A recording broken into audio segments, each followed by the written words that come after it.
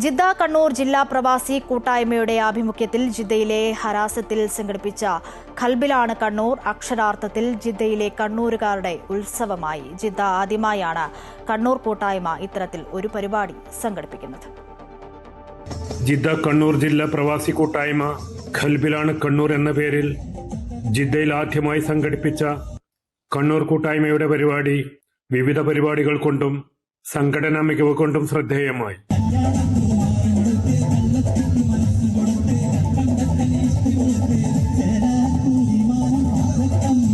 Green's Jeddah അവതരിപ്പിച്ച മുട്ടിപ്പാട്ട്,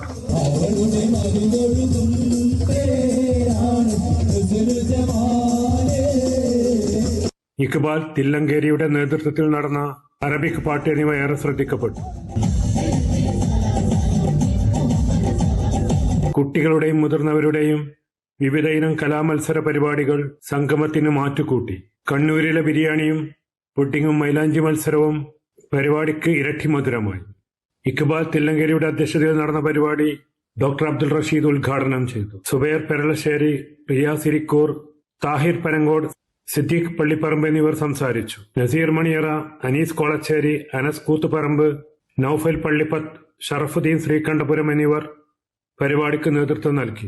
സുൽഫിഖറുദായി, Amrita news, Jeddah.